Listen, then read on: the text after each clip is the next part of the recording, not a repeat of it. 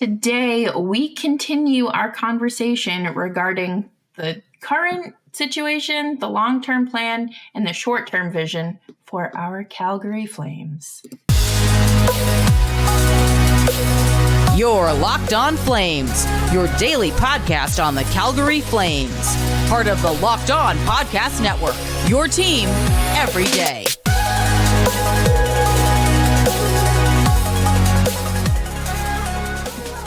Hello, everybody, and welcome to today's episode of Locked On Flames. As always, I'm your host, Jess Belmosto, and thank you so much for tuning into today's episode. As always, I'm joined by my partner in crime, Nick Zararis. Nick, how you doing today?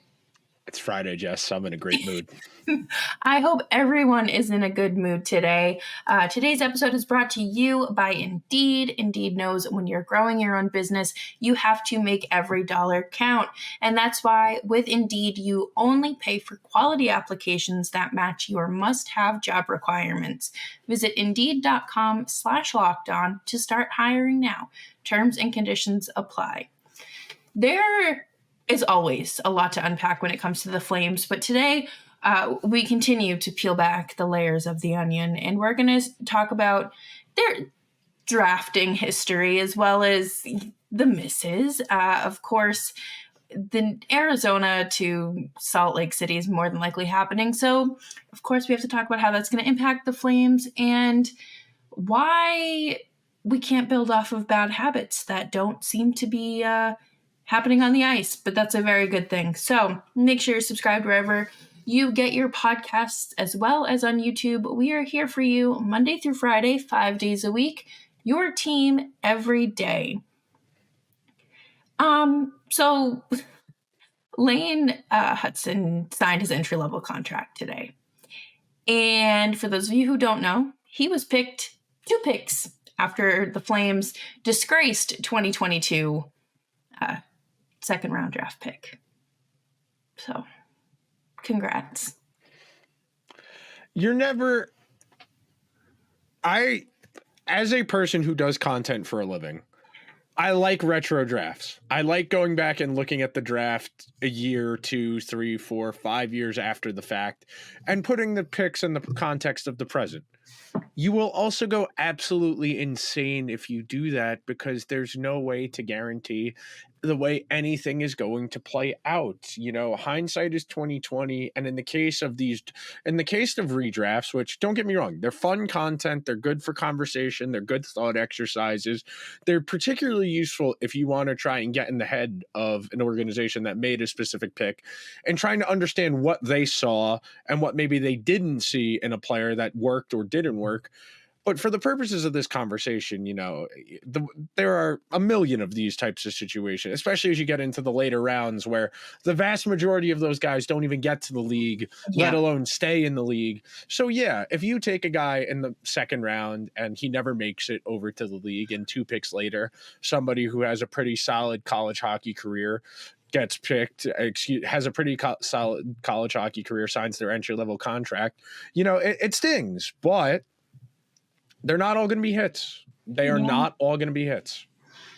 And I guess to go off of that too, it's a matter of that skill translating to the NHL level full time. And, you know, there are plenty of athletes that do end up getting drafted and they're projected to be these difference makers or some sort of impactful player. And that doesn't happen.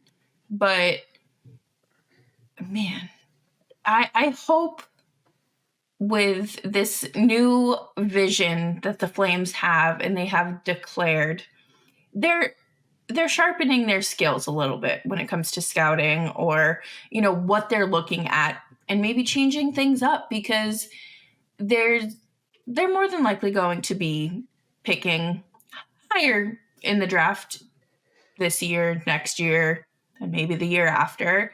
So that talent is there. It's a matter of identifying it and capturing it.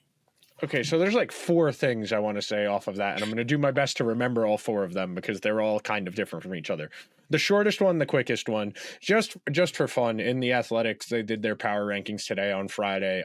If Markstrom had given the Flames league average goaltending instead of top 10 goaltending, they'd probably have somewhere between the fourth and fifth best odds of winning the lottery, as opposed to like ninth, what they are now. Number two, just because a player's talented doesn't mean it's going to translate. We talk a lot about environment being an important component of a player's development, and somebody can be a really good hockey player, but if the fit isn't there, it's not there. Sometimes it takes a guy, two or three teams to find exactly who they are. You know, you can point to Sam Reinhart, who's second in league in goals right now. It took him quite a while to figure out where he needed to be. You could talk about a player like Dylan Strome, who bounced around a couple different organizations to figure out who he needed to be. So yes, there are always going to be talented players in the draft. It is your responsibility as an amateur or pro scouting department, depending on how you allocate your professional scouts, but it is on them to identify what you're looking for. And the last thing, the third thing, I forgot the fourth thing, but the third thing, it is also it's not like football. It's not like basketball where you're drafting for need. You know, at the end of the month, when the Jets go up to the clock, they're going to take probably an offensive lineman to make sure Aaron Rodgers doesn't die this season. Again. The Flames, you know, they have a lot of needs. You know, they could take a center, they could take a top end D guy. Maybe there's a goalie who could go that high, but you're not drafting them with the idea that they're going to be an immediate solution. More likely than not, you're picking someone 9th or 10th overall. They're probably not going to be on your team for 2 or 3 years, and to make a real impact more than 2 or 3 years, you know, contributor, sure, but bona fide top 6 guy, if they're not going in the first 5 picks, they're probably not going to be able to be a top 6 guy for 3 to 4 years. Yeah. And that's, you know, another good way to look at it too, because 3 to 4 years down the road, we're Very talking different needs. Yeah, an entirely different team for the most part. You'll have a new home, granted in the same city. You're not going to have to go too far, but it's going to be a continuation of the story that they're writing right now. And, you know, Rome wasn't built in a day, and neither was this next Calgary Flames team.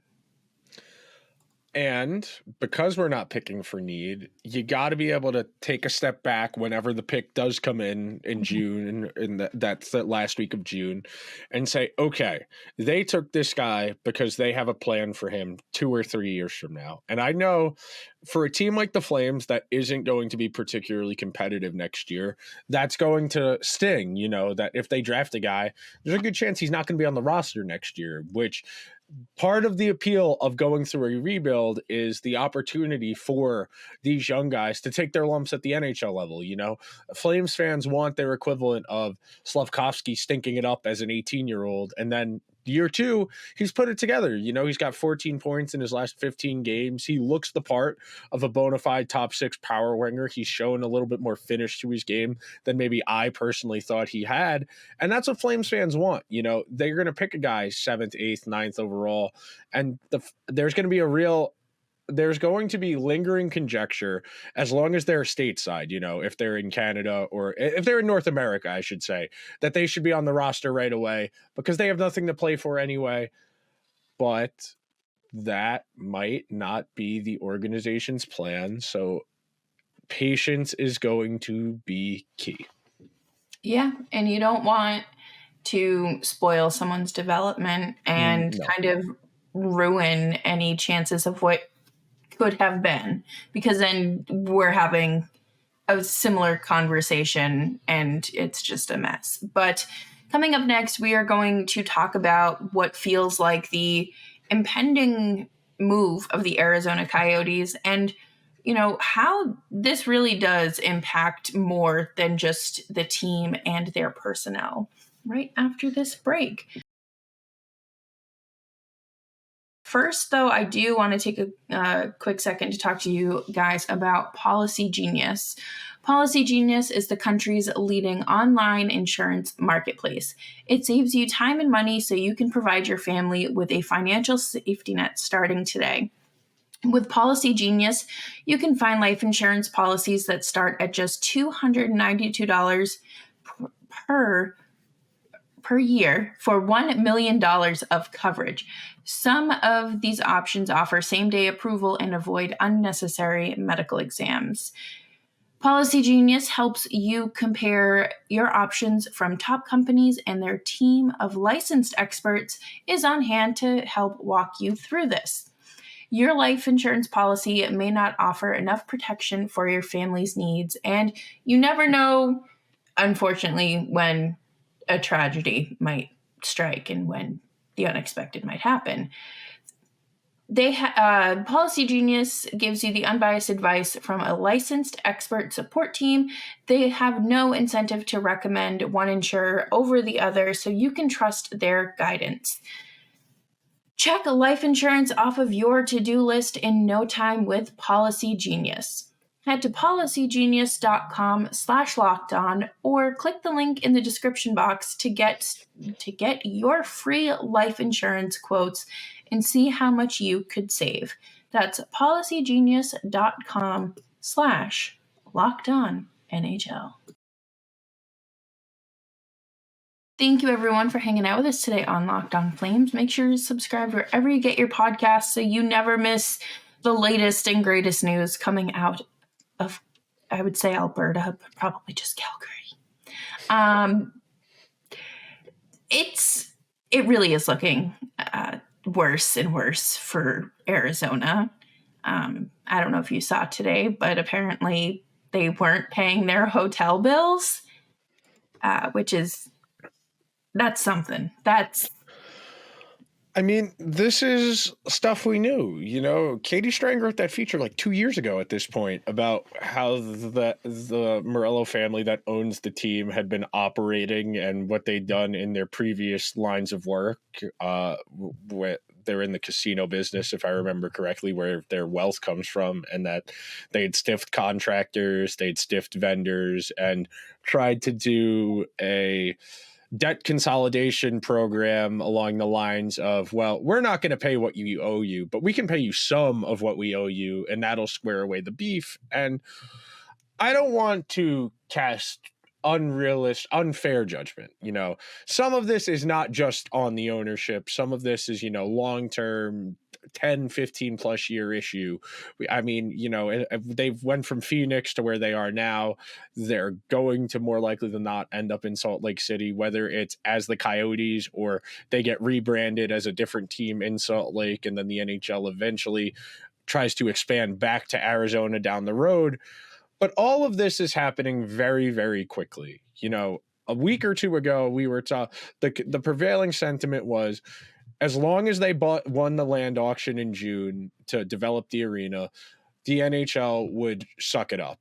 But Bill Daley and the Players Association, when you have symmetry with the Players Association and the owners, that's when you're out of luck. We talk a lot about on the show that if the owners don't like something, they can get rid of it, or if the players really banded together and fought as a union, they could get something done.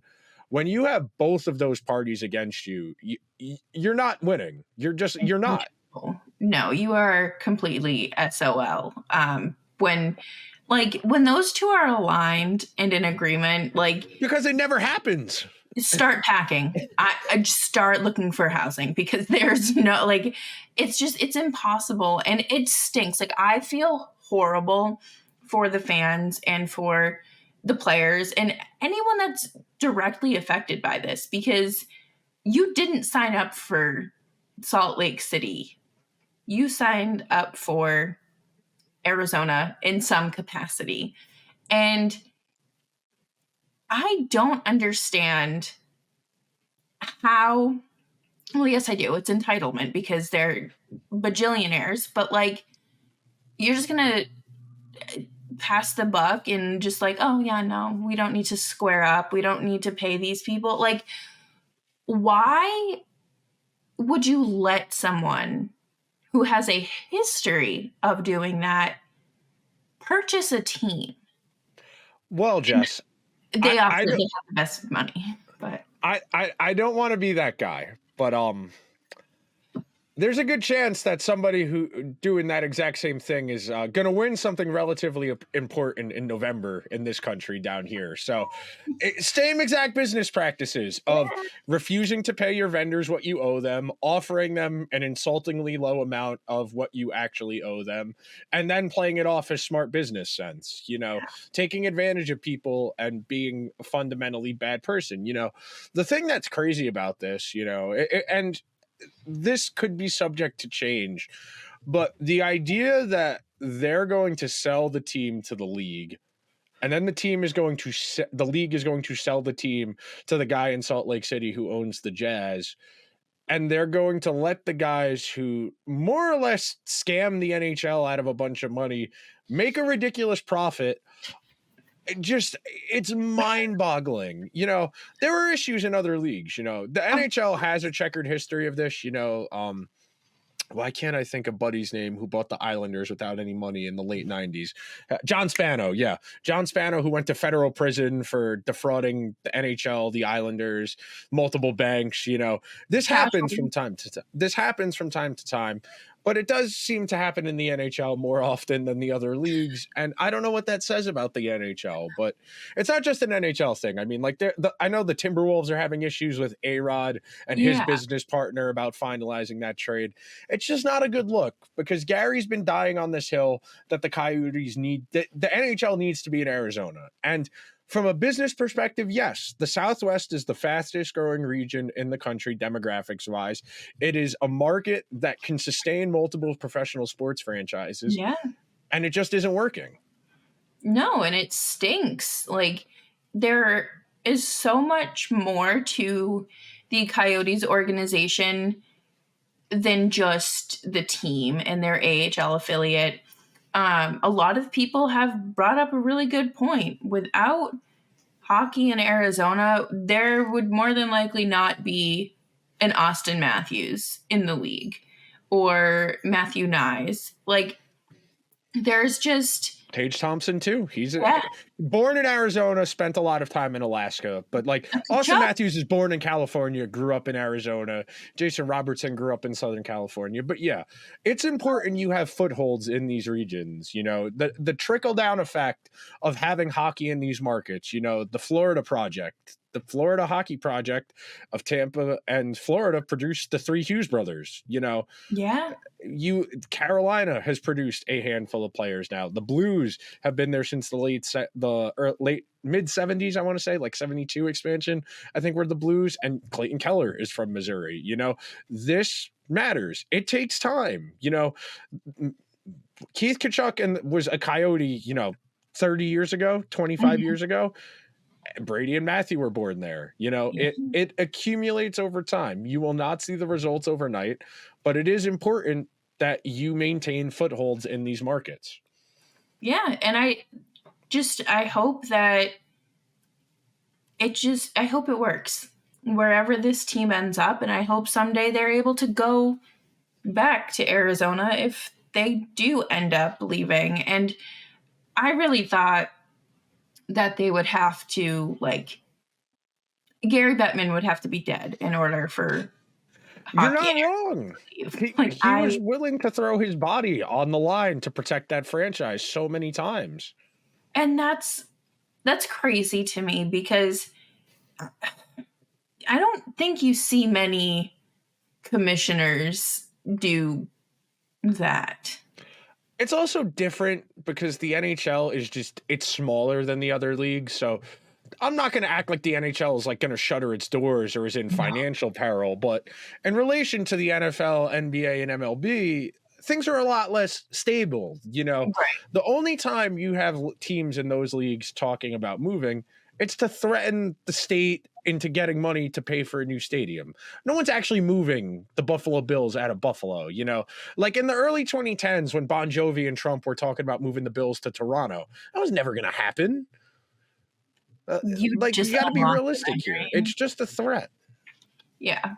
And that's, there's some action behind this threat now. And I don't even know what to make of it. I guess that Bettman's going to make a statement next week, and Bill Armstrong flew to, I think, Vancouver or Edmonton, wherever the I think they're in Coyotes are Edmonton. playing. And this is just, you don't feel good about it. No soap operas, just hockey. The worst thing they ever did was release that tagline. And it was written by somebody who just isn't online, who just doesn't have a semblance. That was written by like a Mad Men style executive who was like in his mid 50s and was like, what do men like? They don't like soap operas, but they like hockey. Yeah. Just mind-bogglingly stupid advertising. This is all silly. Like, we should be talking about the playoffs, but instead, 2 days before the start of the playoffs, we're going to be talking about how one of your franchises flopped because you didn't do a good job vetting the person you let buy a team. The NHL has a vetting problem, and I can only imagine what's to come, but tune into Locked On Coyotes. They do a great job over there, and I don't know how they do it. But coming up next, we're going to talk about these few remaining games in the season and what you should be looking for versus what you don't need to worry about the score. Just focus on some better things. And we're going to take a quick break here, and I'm going to talk to you all about Indeed. When you're drafting your fantasy team, do you ever wish you could handpick the best stars for your business team? If you're building your talent roster, you need Indeed.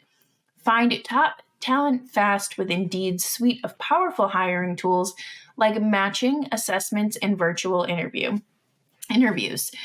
Hate waiting. Indeed's U.S. data shows over 80% of Indeed employers find quality candidates whose resume on Indeed matches their job description the moment they sponsor a job. Candidates you invite to apply through Instant Match are 3 times more likely to apply to your job than candidates who only see it in search, according to Indeed U.S. data. With Indeed matching as soon as you sponsor a post, you get a short list of quality candidates whose resumes on Indeed match your job description. Boom, it's hiring at warp speed. Indeed knows when you're growing your business, you have to make every dollar count, and that's why with Indeed, you only pay for quality applications that match your must-have job requirements. Visit Indeed.com/lockedon to start hiring now.